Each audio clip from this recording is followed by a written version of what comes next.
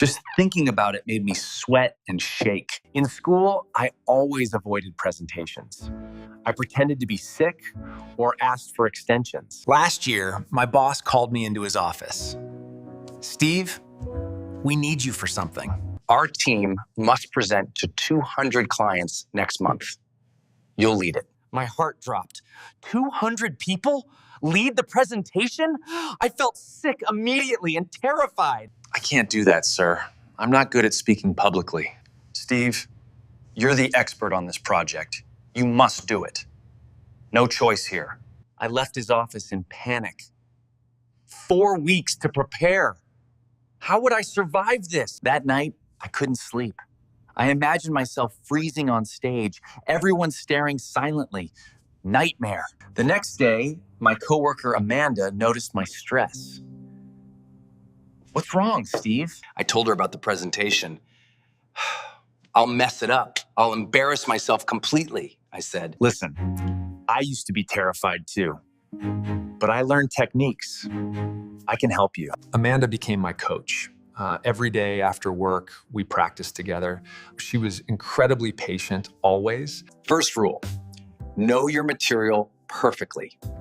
Confidence comes from preparation. I studied everything. Statistics, charts, talking points. I memorized every single detail completely and thoroughly. Second rule, practice out loud. Stand up. Speak like people are watching. I practiced in front of my mirror at home.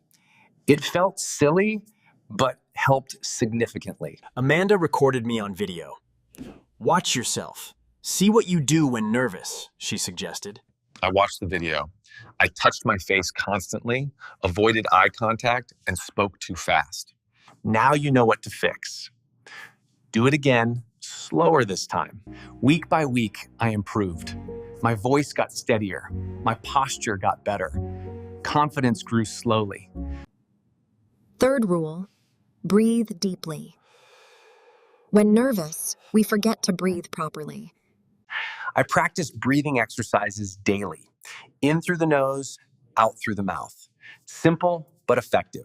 Fourth rule, make eye contact. Pick friendly faces in the audience. Talk to them, she advised. Amanda brought colleagues to watch me practice. Small audience first, building up gradually and carefully over time. 5 people watched, then 10, then 20. Each time got easier. Progress was definitely happening now. The week before the presentation arrived. I was still nervous, but felt more prepared now. You're ready, Steve. You know this material better than anyone else does.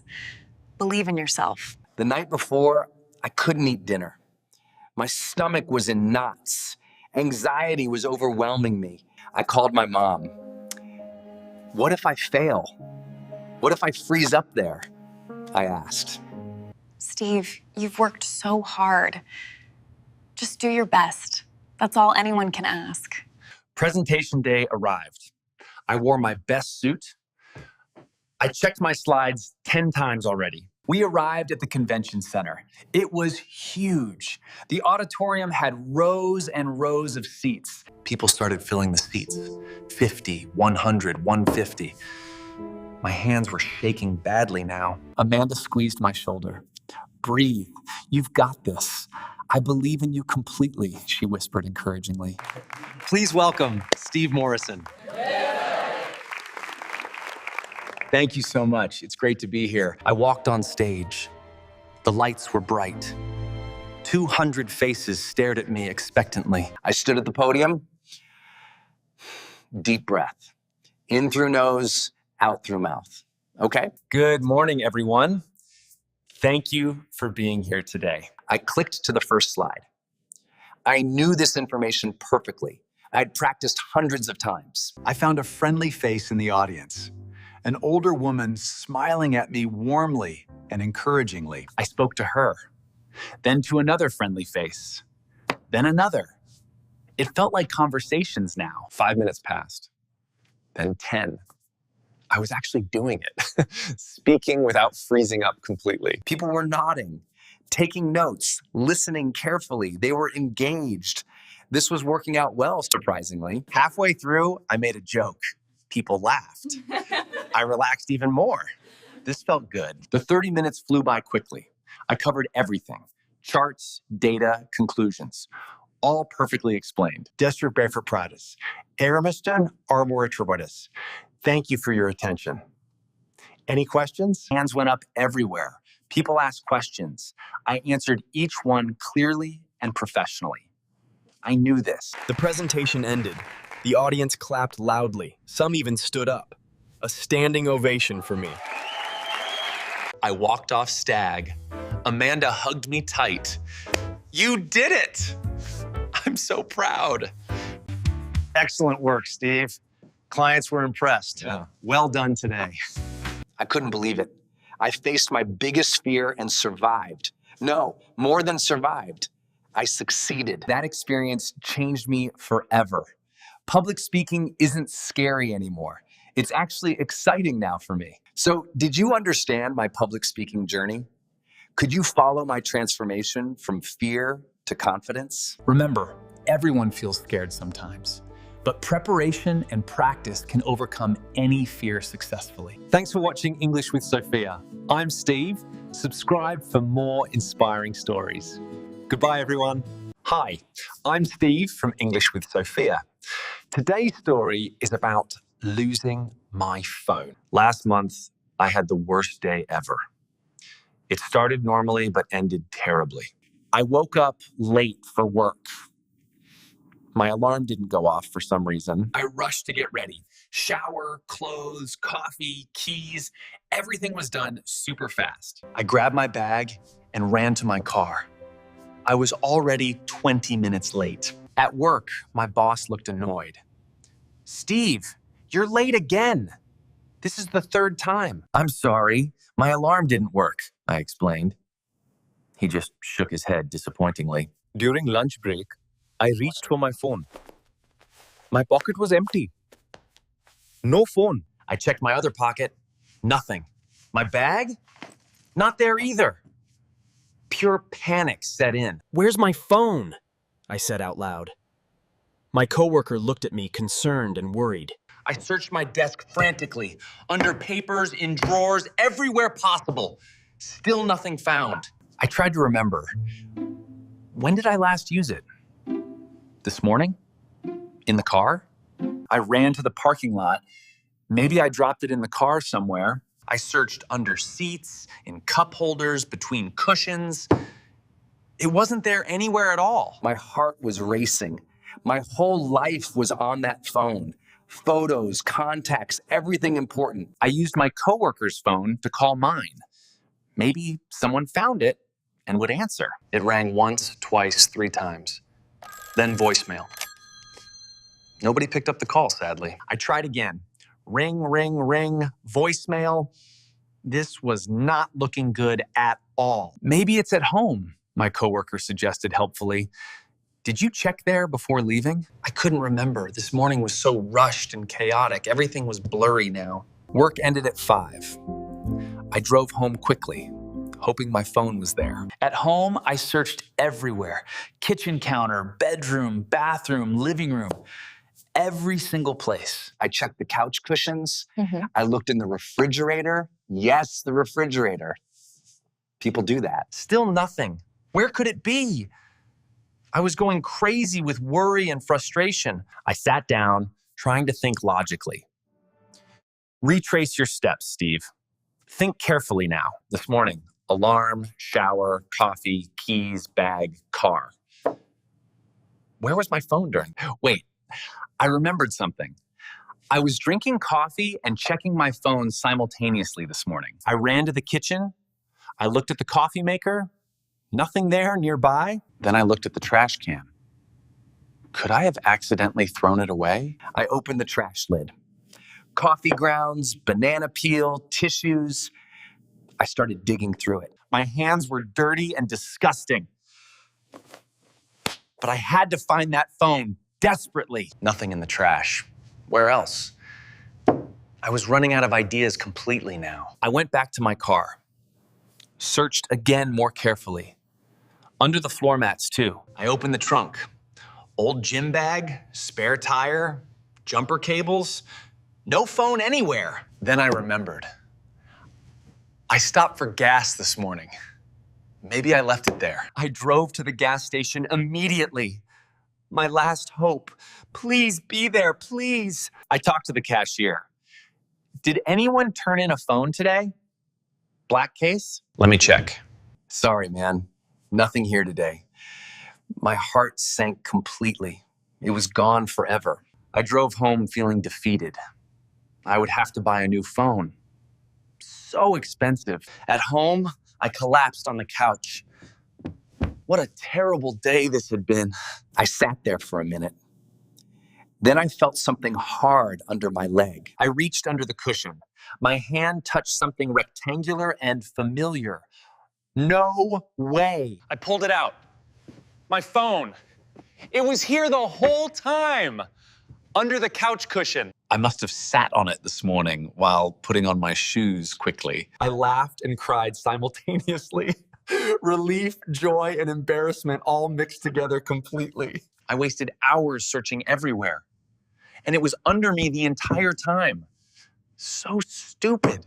This experience taught me important lessons. First, slow down in the mornings. Rushing causes mistakes. Second, check obvious places first, like where you were sitting. Start simple always. Third, maybe don't panic so quickly. Take a breath. Think calmly and logically first. So, did you understand my phone nightmare story? Could you follow my crazy search? I hope this made you laugh. We all lose things sometimes. It's normal. Thanks for watching English with Sophia. I'm Steve. Subscribe for more funny life stories. Comment below. What's the weirdest place you found something lost? Tell me your stories. Goodbye. I never thought my life would change so dramatically. It all started on a cold Monday morning in December. I was sitting in my small apartment, staring at my laptop screen, feeling completely lost and unmotivated. My job had become boring and repetitive. Every day felt exactly the same as the one before. I knew deep inside that I needed to make a change, but fear was holding me back. That morning, I received an email that would transform everything. It was a job opportunity in another city. My heart started racing.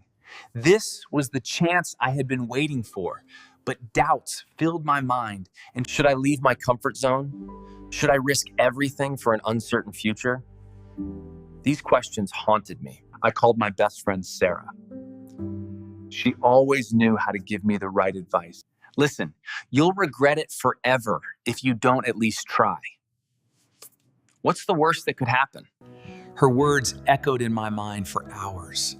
She was absolutely right. I had nothing to lose. The next day, I submitted my application with trembling hands. My entire body was filled with nervous energy. 2 weeks passed slowly. Every morning, I checked my email anxiously, hoping for a response. Finally, the reply came. They wanted to interview me. I couldn't believe my eyes when I read it. I spent the next week preparing intensively. I researched the company, practiced answers, and studied their industry. The interview day arrived. I put on my best suit and looked at myself in the mirror. You can do this. Believe in yourself and show them what you're capable of. The interview lasted 2 hours. I answered every question confidently, drawing from all my preparation and experience. The interviewers seemed impressed. They smiled and nodded as I spoke about my skills and accomplishments. 3 days later, my phone rang. It was them. My hands were shaking as I answered. Congratulations. We'd like to offer you the position. Can you start next month? I couldn't speak for a moment. Tears of joy filled my eyes. I had actually done it. The next few weeks were a whirlwind of activity. I packed my belongings, said goodbye to friends, and prepared mentally. Moving day came quickly. As I drove away from my old apartment, I felt both sad and excited. My new city was beautiful and vibrant. Tall buildings stretched toward the sky, and people moved with purpose everywhere. The first day at work was overwhelming. Everything was new, everyone was a stranger, and I felt small. But my colleagues were welcoming and kind. They helped me settle in and made me feel part of the team. My manager, Mr. Johnson, was particularly supportive. He believed in giving everyone a fair chance to prove themselves. The work was challenging but exciting. Every project pushed me to learn new skills and think creatively. Months passed, and I grew more confident.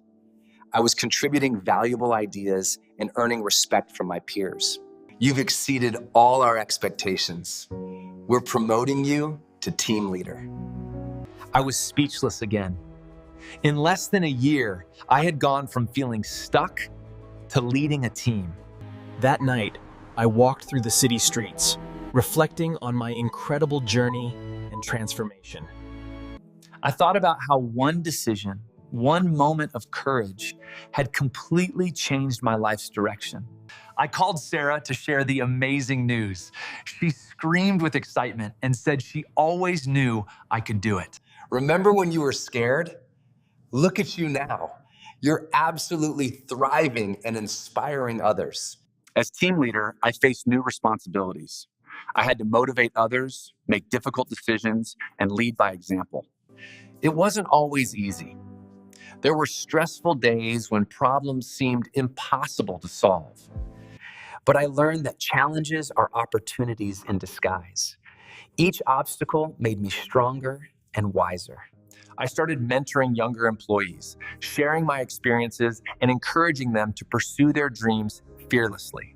Seeing others grow and succeed because of my guidance became my greatest source of satisfaction and pride. A year later, the company launched a major project. They chose me to lead it. It was huge. The project required creativity, dedication, and teamwork.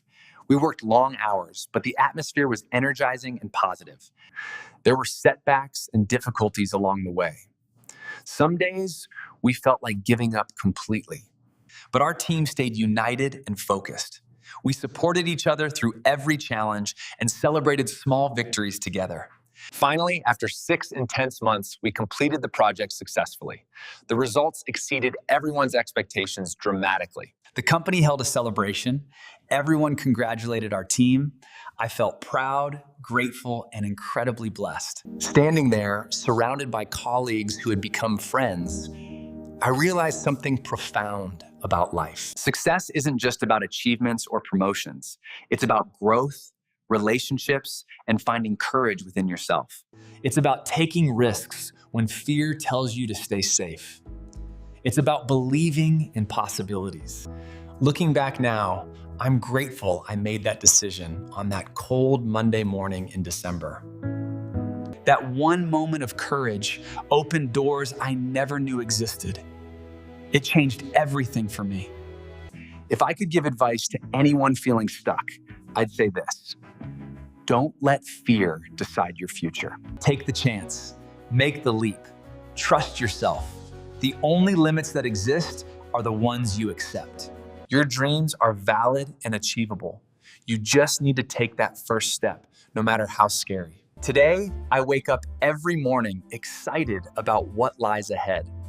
Life has become an adventure again. And it all started with one decision, one application, one moment of choosing courage over comfort. My journey taught me that transformation is always possible, regardless of where you are right now. So ask yourself, what would you do if you weren't afraid? That answer might change your life. Hello, can you understand what I'm saying right now? Let's find out together. This is a listening challenge. Today, I'm going to tell you an interesting story. Listen carefully to every word. Try to understand the meaning. Don't worry if you miss some words at first. This story happened last summer. It was a hot, sunny day in July. The sky was clear and blue. I woke up early that morning. The sun was shining through my bedroom window. Birds were singing outside. I got out of bed, stretched my arms, and walked to the kitchen. I was hungry and needed breakfast. I made myself scrambled eggs, toast, and fresh orange juice. Breakfast is the most important meal of the day. While eating, I checked my phone. There was a message from my friend Tom. He had an interesting idea. Hey, James, the weather is perfect today. Let's go to the beach. What do you think? I loved that idea. I hadn't been to the beach in months. I immediately replied, yes, great idea. What time? Tom said we should meet at 10 o'clock. That gave me 1 hour to get ready and pack my things. I took a quick shower, brushed my teeth, and put on my comfortable summer clothes, a t-shirt and shorts. Then I packed my beach bag. I put in a towel, sunscreen, sunglasses, a hat, and a bottle of water. I also packed some snacks. I took apples, cookies, and sandwiches. Beach trips always make me very hungry. At exactly 10 o'clock, Tom arrived at my house. He was driving his blue car and honking the horn. I grabbed my bag, locked the door, and ran to the car. Good morning, Tom. Good morning. Are you ready for an amazing beach day? We drove for 30 minutes. During the drive, we listened to music and talked about our plans for the day. Tom loves rock music, but I prefer pop songs. We took turns choosing songs. It was fair and fun. Finally, we arrived at the beach. The parking lot was already half full. Many people had the same idea. We found a good parking spot, got out of the car, and walked toward the sand carrying our bags. The beach was beautiful. Golden sand everywhere, blue ocean waves, and people enjoying the sunshine. It looked perfect. We found a nice spot near the water. Not too close, not too far. Just the right distance from the waves. We spread our towels on the sand and sat down.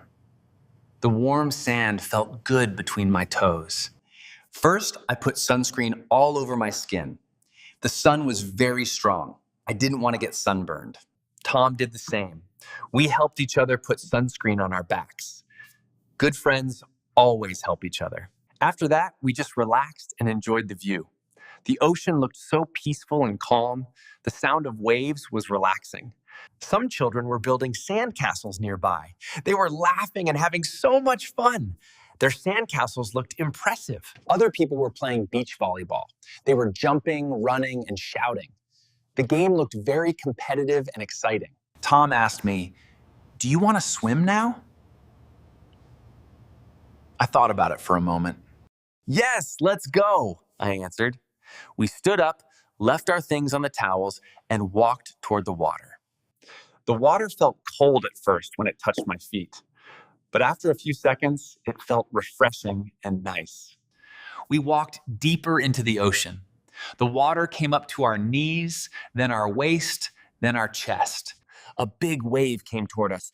"Jump!" Tom shouted. We both jumped over the wave and laughed loudly. We swam for 20 minutes. The water felt amazing. Swimming in the ocean is different from swimming in a pool. I floated on my back and looked at the sky. White clouds were moving slowly. I felt completely relaxed and happy. After swimming, we went back to our towels. We were wet and tired, but felt wonderful. Exercise is good. We dried ourselves with our towels and lay down on the sand. The warm sun dried our skin quickly. I was getting hungry. I opened my bag and took out the sandwiches I had prepared that morning. "Do you want a sandwich?" I asked Tom. "Sure, I'm starving," he replied. The sandwiches tasted delicious. Food always tastes better when you eat it outdoors, especially at the beach. After lunch, we decided to walk along the beach. Walking on sand is good exercise for your legs. We walked for about 15 minutes. We saw interesting shells, smooth stones, and small crabs running across the sand. I picked up some beautiful shells. They had different colors, white, pink, and brown. I wanted to keep them as souvenirs. Tom found a starfish. It was small, orange, and still alive. We looked at it for a minute, then put it back in the water gently. We continued walking and talking. Tom told me funny stories about his work. I laughed so much my stomach hurt. The afternoon passed quickly. Time flies when you're having fun with good friends in beautiful places. Around 4 o'clock, we decided to swim one more time before leaving. The water was warmer now than in the morning. This time we swam even longer. We splashed water at each other and acted like little kids. It was hilarious. Some dolphins appeared in the distance. We could see them jumping out of the water. It was an amazing sight. Look, Tom, dolphins. We stopped swimming and just watched them. Nature is truly beautiful. The dolphins stayed for about 5 minutes, then they swam away. We felt lucky to have seen them. It was magical. After that incredible moment, we went back to our spot. We packed our things slowly. We didn't want to leave. We shook the sand off our towels, put everything back in our bags, and took one last look at the ocean. Today was perfect, Tom said. I agreed completely. Yes, absolutely perfect. We should do this more often. We walked back to the parking lot. My legs felt tired from all the walking and swimming. Good tired, not bad tired. We got in the car and started driving home. The sun was lower in the sky now. Sunset was coming soon. During the drive home, we were quieter than before. We were both tired, but very happy and satisfied. Tom dropped me off at my house. Thanks for today, Tom. I had an amazing time. Me too. Let's do it again soon. Have a good evening, James. I went inside my house, put my bag down, and immediately took a warm shower. The shower felt wonderful after the salty ocean water. After showering, I made myself a simple dinner. I was too tired to cook anything complicated, just pasta and vegetables. While eating, I looked at the photos I took at the beach on my phone. They brought back all the happy memories. I sent some photos to Tom and to my family. Everyone replied saying how nice the beach looked and how happy I seemed. After dinner, I felt extremely tired. The sun, swimming, and walking had used all my energy. I needed rest. I brushed my teeth, changed into my pajamas, and got into bed. My bed felt so comfortable after the long day. I lay there thinking about the day. The beautiful beach, the cold water, the dolphins, the laughter with Tom, everything was perfect. I realized something important. Simple days like this, spent with good friends in nature, are the best days. They make life meaningful. Within 5 minutes, I fell asleep. I slept deeply and dreamed about the ocean, the waves, and the happy dolphins jumping. So, did you understand my story? Could you follow along? I hope you understood most of it. Keep practicing your English. Hello, everyone. My name is Steve, and this is English with Sophia YouTube channel. Are you ready for a listening challenge? Let's see if you can understand this entire story. I'm 27 years old. This is a true story about my big adventure that happened last year. Last spring, I made a life-changing decision. I decided to move to a new city for a better job opportunity. I had lived in my hometown my entire life. Leaving was scary, but I knew I needed this change badly. The new city was called Riverside. It was 300 miles away from my hometown, very far from my family and friends. On moving day, I packed all my belongings into boxes: clothes, books, dishes, photos, and memories. Everything I owned. My parents helped me load everything into a moving truck. My mom was crying. She didn't want me to leave. Don't worry, Mom, I said softly. I'll call you every day. I promise. This isn't goodbye forever. Just see you later. Be brave, Steve. You're going to do great things. We believe in you completely. Make us proud, son. I got into my car and started driving. In my mirror, I saw my parents waving goodbye. My heart felt heavy. The drive took 5 hours. I listened to music, drank coffee, and thought about my new life ahead. So many mixed emotions. Finally, I arrived in Riverside. The city looked modern and busy. Tall glass buildings everywhere, cars honking constantly, people rushing around. I drove to my new apartment building. It was a 10-story building made of red brick. It looked nice, clean, and welcoming. I parked my car and went inside. The lobby had marble floors and a big chandelier hanging from the ceiling. Very fancy. I took the elevator to the 7th floor. My apartment was number 703. I unlocked the door nervously with shaking hands. The apartment was empty and quiet. Sunlight came through the windows. The wooden floors were shiny. It felt strange, but exciting. I had 3 rooms, a bedroom, a living room, and a kitchen, plus 1 bathroom. Perfect size for one person like me. The moving truck arrived 30 minutes later. 2 strong men carried all my boxes upstairs. They worked very quickly and efficiently. After they left, I stood alone, surrounded by boxes everywhere. Okay, Steve, I told myself. Time to start unpacking everything now. I unpacked for 6 hours straight without stopping. I organized my clothes in the closet, arranged books on shelves, and hung pictures on walls. By evening, I was completely exhausted. My back hurt, my arms hurt, everything hurt. But my apartment was starting to look like home. I realized I hadn't eaten anything all day. I was starving. But I had no food in my apartment yet. Nothing at all. I decided to go outside and find a restaurant. Time to explore my new neighborhood and find something delicious to eat.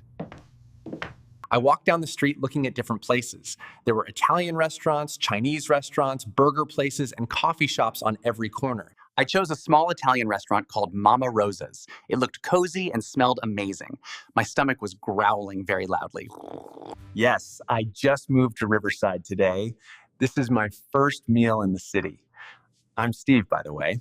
Oh, how wonderful. Welcome to Riverside, Steve. Then you must try our special lasagna. It's the best in town. Trust me completely. I ordered the lasagna and a glass of cold lemonade. While waiting, I looked around. The restaurant had checkered tablecloths and soft Italian music playing. Yes, please. The food arrived quickly. The lasagna looked incredible. Cheese bubbling on top, rich tomatoes, layers of pasta. I took my first bite. Oh my goodness. It was absolutely delicious. The best lasagna I had ever tasted in my entire life. While eating, another customer sat at the table next to mine. He was a young guy about my age, reading a sports magazine. I finished my meal, paid the bill, and walked back to my apartment. The night air was cool, refreshing, and calming. That night, I called my parents as promised.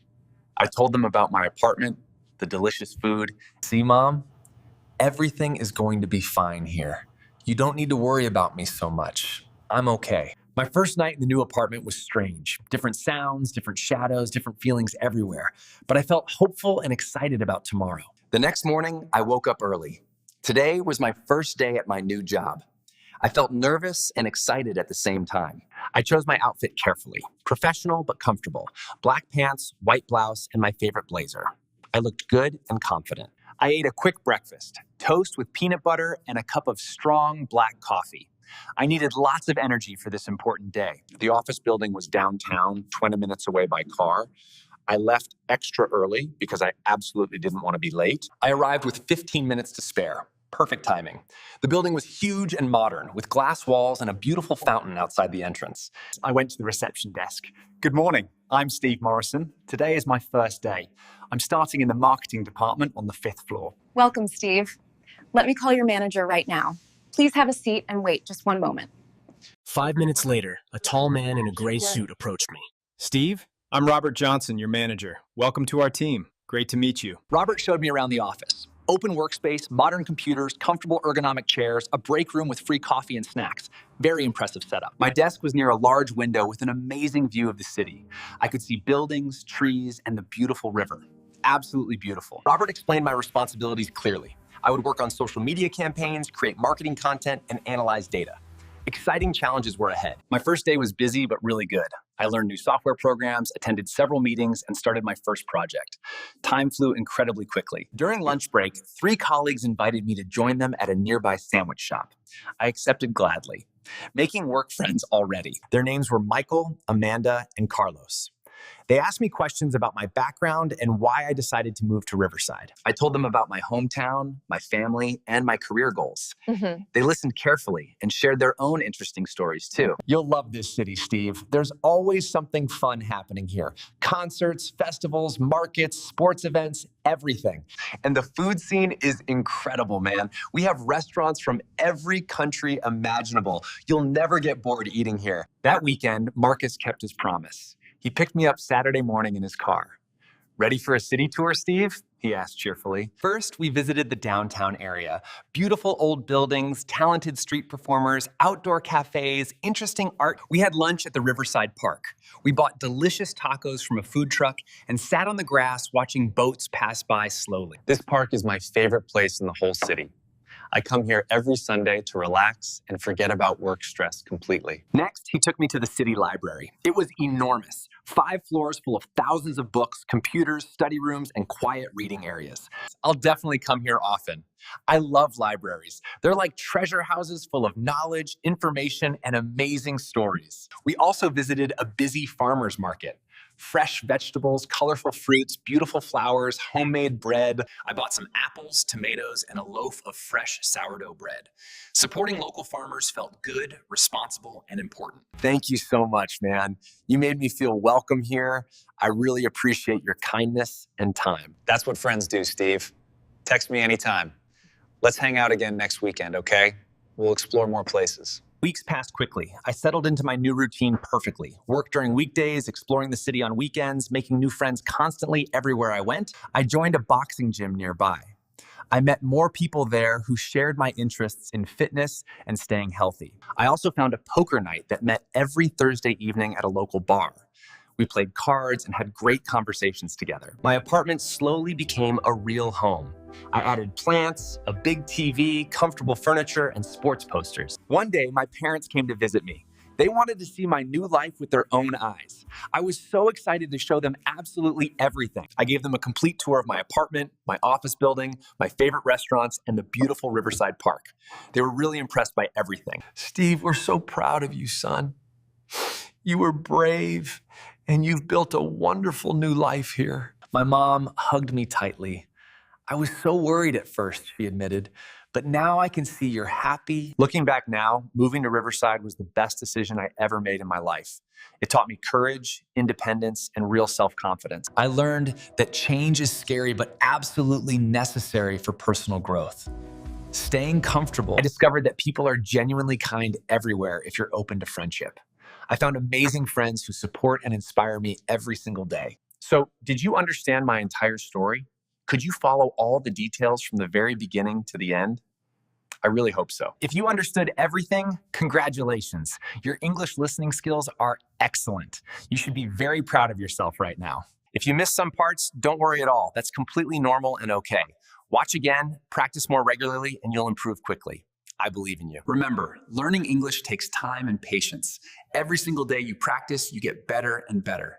Never give up on your learning goals. Thank you for listening to my story about moving to a new city and starting a completely new life. I hope it inspired you somehow today. Keep practicing your English every single day. Listen to stories, watch videos, read books, and speak whenever possible. You absolutely can do this. If you enjoyed this story, please like this video and subscribe to English with Sophia for more English listening practice. It really helps us create more content. What about you? Have you ever moved to a new place? Tell me in the comments below. I'd love to hear your personal stories too. Goodbye, everyone. Hello, everyone. My name is Steve, and this is English with Sophia YouTube channel. Today, I'll tell you about my cooking disaster. Last Saturday, I decided to cook dinner for my girlfriend. Big mistake. I wanted to impress her with my cooking skills. But I had no skills at all. I chose to make spaghetti carbonara. It looked easy in the recipe video online. I went to the supermarket and bought all the ingredients. Pasta, eggs, bacon, cheese, everything. Back home, I put on my apron.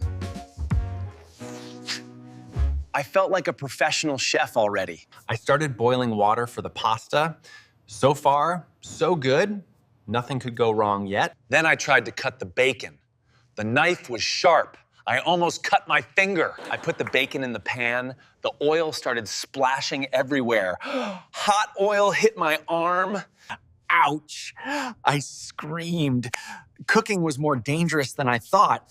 This wasn't going well. The bacon was cooking, but I forgot about the pasta water. It was boiling over. Water spilled all over the stove. Steam filled the kitchen. The smoke alarm started beeping loudly. I ran to open all the windows. My neighbors probably thought my house was on fire. I finally added the pasta to the water. Oh. But I added way too much. The pot was overflowing. Meanwhile, the bacon was burning. Black smoke was coming from the pan. It smelled terrible. I turned off the heat quickly. The bacon looked like small pieces of coal. Completely ruined. I threw away the burnt bacon and started again. This time, I watched it carefully. The pasta was ready. I drained it in the sink. But I forgot to put a colander. All the pasta went down the drain. I stood there shocked. This couldn't be happening. I had no more pasta. I checked my cupboard. I found some instant noodles instead. Okay, plan B, I said to myself. Instant noodles were safer. Nothing could go wrong now. I boiled water again and added the noodles. This time, I watched everything like a hawk. Now I needed to make the sauce.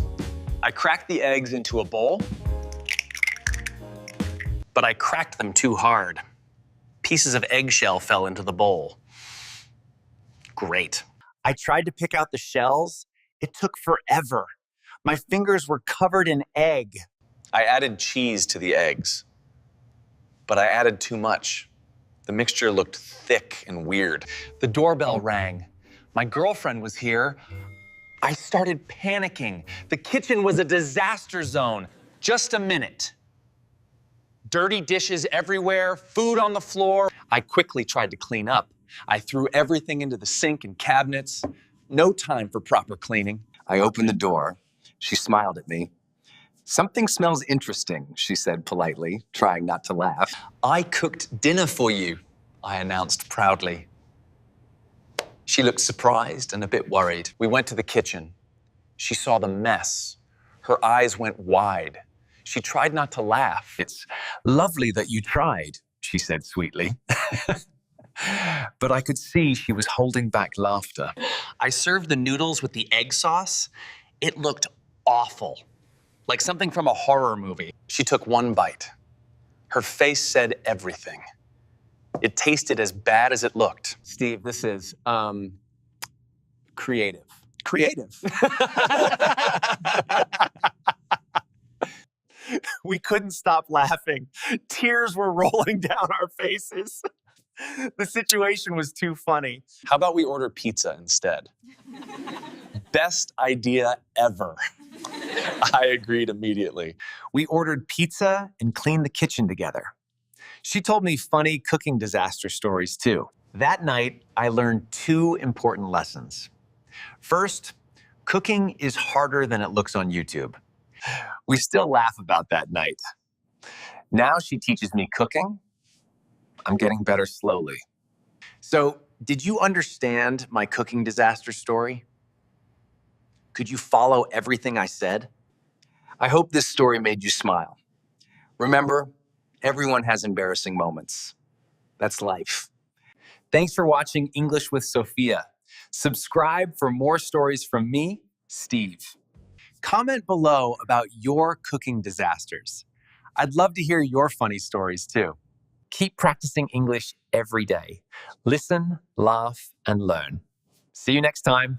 Goodbye. Hi, I'm Steve from English with Sophia. Today, I'll share my first day at university story. I was 18 years old and very nervous. Everything was new and unfamiliar to me. I woke up at 6 in the morning. My alarm was loud and annoying, but necessary. I jumped out of bed quickly. Today was important. I couldn't be late for my first class. I took a fast shower and got dressed. I wore jeans and a blue shirt. My mom made breakfast for me. Scrambled eggs, toast, and orange juice.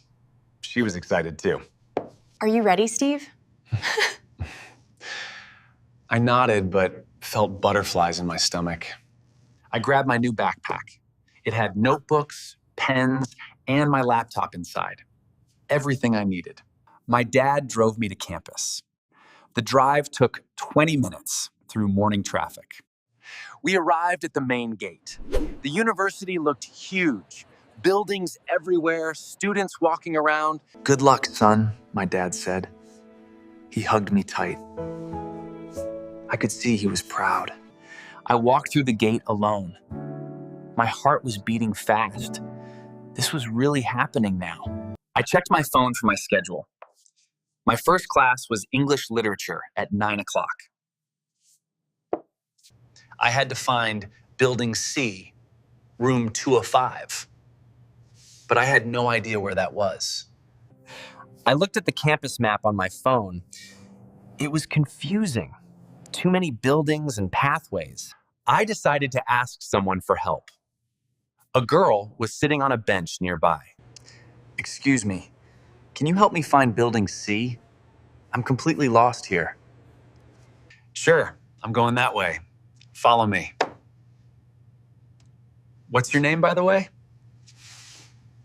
I'm Steve. It's my first day. Everything is new and overwhelming right now. I'm Emma. I'm a second-year student. Don't worry, everyone gets lost at first. We walked together across campus. Emma pointed out important buildings along the way to help me. That's the library. You'll spend a lot of time there. It's open 24 hours. And that's the cafeteria. The food is okay. Not amazing, but not terrible either. We arrived at Building C. Here you are. Good luck with your class, Steve. Thank you so much. You saved me. I climbed the stairs to the second floor. Room 205 was at the end of the hallway. I opened the door carefully. The classroom was already half full of students, sitting and chatting quietly. I'm Daniel. It's my first day too. I'm majoring in English. Good morning, everyone. Welcome to English Literature. I'm Professor Anderson. She started talking about classic novels and famous authors. I listened carefully and took detailed notes. The class lasted 90 minutes. It was interesting and challenging. I enjoyed every single minute of it. After class, Daniel and I walked out together. That was intense, but good. Yeah. Professor Anderson is great. I think I'll learn a lot from her this semester. What's your next class? I checked my schedule on my phone again. I have history at 11, then lunch break, then math at 2. Cool. I have math at 2 also. Maybe we're in the same class. We exchanged phone numbers. Text me later. Let's grab lunch together. I found my history class easily this time. I was getting better at navigating the campus already. History class was fascinating. We discussed ancient civilizations and world wars. Time flew by so quickly. At lunchtime, I met Daniel at the cafeteria. The place was crowded and noisy with students. We got pizza and soda. We sat outside under a tree. The weather was perfect and sunny. So, how are you finding university life so far? It's different from high school. More freedom, but also more responsibility, you know? Exactly. No one tells you what to do. You have to manage everything yourself now. We talked about our hometowns, families, hobbies, and future dreams. We had a lot in common, surprisingly. After lunch, we went to math class together. Turns out we were indeed in the same class. The math professor was strict but fair. He explained calculus clearly. I understood most of the concepts. Class ended at 3:30. My first day was officially over. I felt tired but happy and accomplished. Great first day, Steve. See you tomorrow. Yeah, see you tomorrow. Thanks for being friendly today. It really helped me feel comfortable. My dad picked me up. How was it? He asked eagerly as I got in the car. Amazing. I met cool people, the classes were interesting, and I didn't get lost. We drove home. I told my dad everything about my professors, classes, and my new friend Daniel. At home, my mom had prepared my favorite dinner: chicken, rice, and vegetables. I was starving. During dinner, I shared all my stories. My parents listened carefully and asked many questions. After dinner, I went to my room. I organized my notes and checked tomorrow's schedule carefully. I had 3 classes tomorrow: biology, psychology, and creative writing. Another exciting day ahead of me. I called my best friend from high school. I told him about university. He was starting next week. You'll love it, man. Just be yourself and talk to people. Everyone is friendly. Before sleeping, I reviewed today's notes. I wanted to stay organized from day one of the semester. I thought about everything that happened, from feeling nervous to making friends. What an incredible journey. I realized university was about more than classes. It was about growth, independence, and new experiences. I felt grateful for Emma's help, Daniel's friendship, and my supportive professors. Everyone was so welcoming. I lay in bed feeling excited about tomorrow. What adventures would the second day bring? I closed my eyes and smiled. University life had started perfectly. I was ready for everything ahead. That night, I slept deeply and peacefully. No more nervousness, just confidence and happy anticipation for tomorrow. My first day taught me something important. New beginnings are scary, but also full of amazing possibilities. So, did you understand my university story? Could you follow everything I said from start to finish? If you understood most of it, great job. Your English listening skills are really improving day by day. If some parts were difficult, don't worry. Watch again and practice. You'll get better with time. Remember, learning English is like my first day at university. Scary at first, but wonderful with practice. Thank you for listening to my story here on English with Sophia. I hope you enjoyed it. Subscribe to English with Sophia for more stories from me, Steve. I'll share more adventures soon. Comment below about your first day at school or university. I'd love to read your stories. Keep practicing English every day. Listen, read, write, and speak. You're doing great. See you next time. Goodbye. Hi, I'm Steve from English with Sophia. Let me tell you about my worst job interview ever. I applied for my dream job at a big tech company in the city. They called me for an interview. I was so excited. This was my big chance, finally. The interview was scheduled for 9 in the morning. I prepared everything the night before carefully.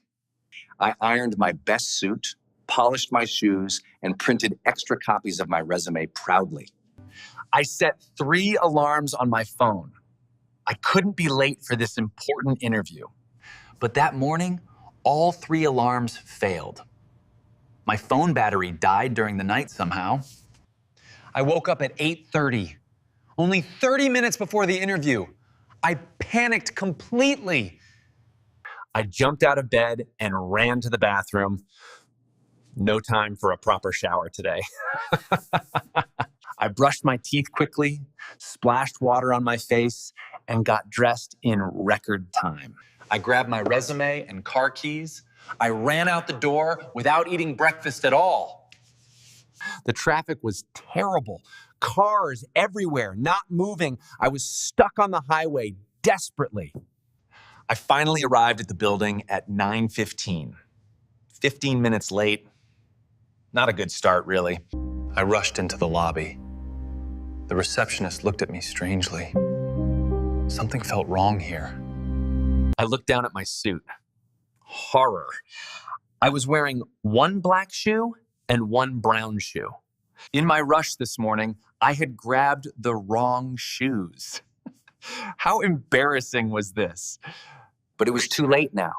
I couldn't go home. I had to continue with mismatched shoes. The receptionist called my interviewer.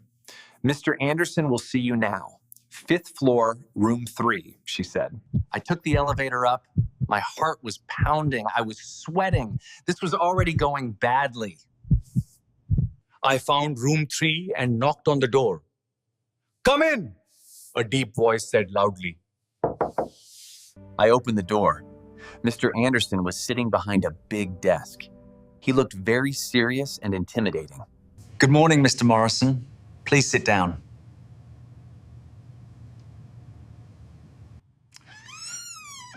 I sat down and immediately my chair made a loud squeaking noise. Everyone in the room heard it. Sorry I'm late. Traffic was bad. Tell me about yourself, he began. I started talking about my education and work experience confidently. But then my stomach growled loudly. I hadn't eaten breakfast. The sound filled the quiet room. Mr. Anderson raised his eyebrow. I felt my face turn red. This couldn't get any worse. Excuse me, I said quietly. He continued asking questions. I tried to focus and answer well. Why do you want to work here? He asked seriously. I prepared a great answer for this. But as I started speaking, I knocked over his coffee cup with my hand accidentally. Coffee spilled everywhere. On his desk, on my resume, on important papers. What a disaster this was. I'm so sorry. I jumped up and grabbed tissues from the desk. I tried cleaning up frantically. Mr. Anderson stood up too. He didn't look angry, just surprised. He helped me clean up quietly. It's okay. Accidents happen. But I knew my chances were ruined now completely. We sat down again. The interview continued, but I felt defeated. Nothing was going right today. He asked technical questions. I answered them well. At least I knew my stuff professionally. Then he asked, "Do you work well under pressure?" I almost laughed. Today was proving that. Yes, I believe I do. Though today was testing that theory badly. I shook his hand and left. Walking out, he finally noticed my mismatched shoes clearly. "Nice shoes," he said with a small smile. I looked down. I wanted to disappear completely. Oh no. I was in a rush this morning. I didn't notice. Well, at least you're honest. And you handled the coffee situation well. I left the building feeling terrible. Worst interview ever. I would never get that job, obviously. But 3 days later, my phone rang. It was Mr. Anderson. I couldn't believe it at all. "Steve, we'd like to offer you the position," he said. I was speechless. Was this real? "You showed grace under pressure. Despite the chaos, you stayed professional. That's what we need here." I accepted the job immediately. I couldn't believe my luck. Dreams do come true sometimes. I've been working there for 2 years now. Mr. Anderson became my mentor and friend eventually. He still jokes about my mismatched shoes and the coffee incident. We laugh about it often. That day taught me important lessons. First, always check your outfit before leaving home carefully. Second, charge your phone before important days. Third, how you handle mistakes matters more than the mistakes. So, did you understand my embarrassing interview story? Could you follow everything I described clearly? Remember, everyone has bad days and embarrassing moments. What matters is how you handle them. Thanks for watching English with Sophia. I'm Steve, and I hope this story made you smile. Subscribe for more real-life stories. Comment about your embarrassing interview moments below. See you next time. Hi, I'm Steve from English with Sophia. Today's story is about getting lost at the airport. Last summer, I flew to Spain for my first international trip ever. I was so excited. I had never traveled abroad before. Everything was new and a bit scary for me, honestly. I arrived at the airport 3 hours early. I wanted to have plenty of time, obviously. The airport was massive. 5 terminals, hundreds of gates, thousands of people everywhere. It was overwhelming completely. I checked in at the counter and got my boarding pass. So far, everything was going smoothly. "Gate B47, the lady said. "Go through security and follow the signs." It sounded simple enough. I went through security. I put my bag, shoes, belt, and phone in the trays. The security line was long. It took 30 minutes just to get through it completely. After security, I looked for signs to Terminal B. But there were so many signs everywhere. Signs for toilets, restaurants, shops, gates, exits, trains. My head was spinning from all the information. I followed a sign that said Gates B40-B50. Perfect. That's exactly where I needed to go. I walked for 10 minutes down a long corridor. My gate should be here somewhere soon. But suddenly, the corridor ended. I was at gates C10 to C20 instead. How did this happen? I must have taken a wrong turn somewhere. I turned around and walked back confused. I asked an airport worker for help. "Excuse me, where is gate B47? I asked politely. "You're in the wrong terminal, sir. Take the shuttle train to Terminal B." Shuttle train? Nobody told me about any shuttle train before. I started feeling nervous now. I followed his directions and found the shuttle station. A small train was waiting there. I got on the train with many other passengers. The doors closed and we started moving. The train stopped at Terminal A first. Some people got off. I stayed on board. Then it stopped at Terminal B. This is my stop, I said to myself happily. I got off and looked for signs to gate B47 again. Still so many confusing signs. I walked up some stairs, then down a hallway, then up an escalator. Where was this gate? I checked my watch. 1 hour until my flight. I still had time, but I was getting worried. I saw a coffee shop and decided to ask for directions there. Maybe they could help. "Excuse me, how do I get to gate B47? Go straight, turn left at duty free, then right after the bookstore." I thanked her and followed her instructions carefully. Straight, left at duty free, right after bookstore. I walked past expensive perfumes, watches, chocolates, and sunglasses in the duty-free shop. No time for shopping. After the bookstore, I turned right. Finally, I could see gates B40, B42, B44 ahead. I kept walking, B45, B46, and finally, B47. I found it. Relief washed over me. But when I arrived, the gate was empty. Nobody was there at all. Complete silence. I looked at my boarding pass again. Flight IB 352 to Madrid. Gate B47. This was right. Then I looked at the screen above the gate. It said, "Flight departed." My heart sank. What? Departed? But I still had 40 minutes.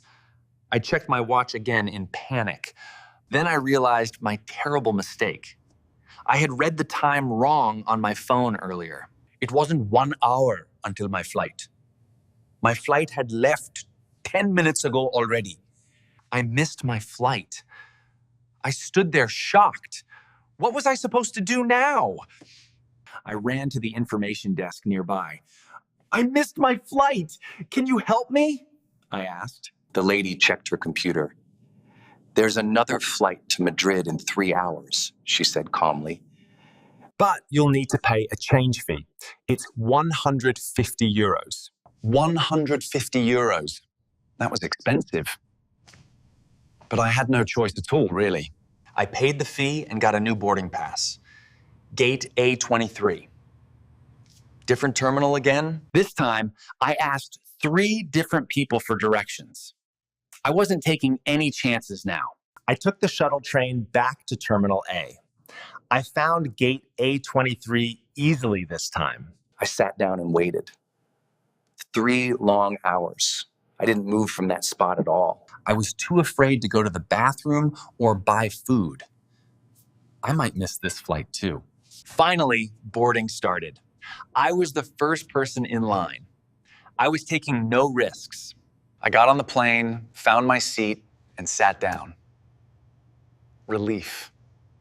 I made it finally. That day, I learned important lessons.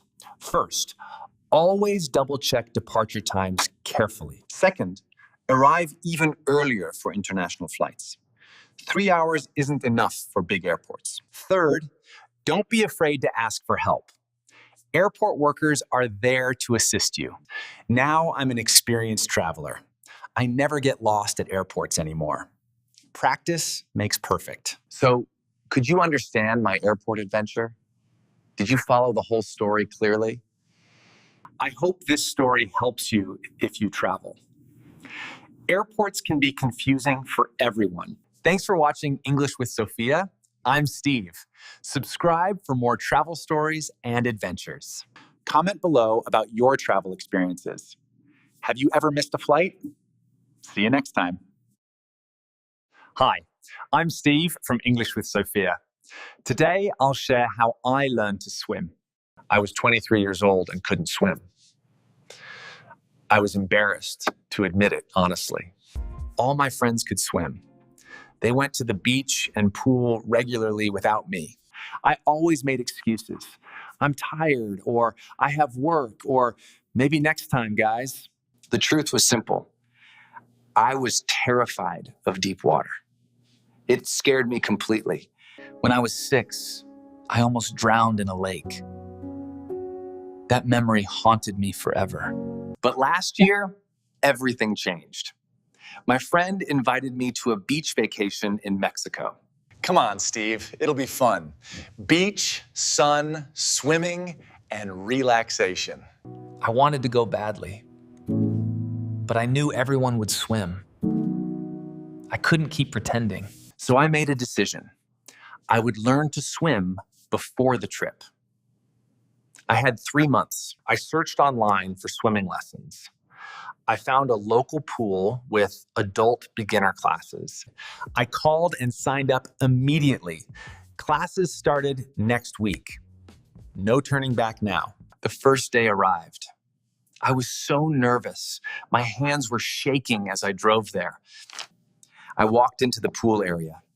The water looked so blue and deep. My heart raced. The instructor was a man named Nick. He was friendly and smiled warmly at everyone. Welcome, everyone. Don't worry, we'll take it slow. Swimming is easier than you think. There were 6 students in the class, all adults, all beginners. I felt less alone. We started in the shallow end. The water was only 3 feet deep here. First, let's get comfortable with water on our faces. We practiced putting our faces in the water. It felt strange and uncomfortable at first. I held my breath and dunked my face under. 1 second, 2 seconds, 3 seconds. I lifted my head up.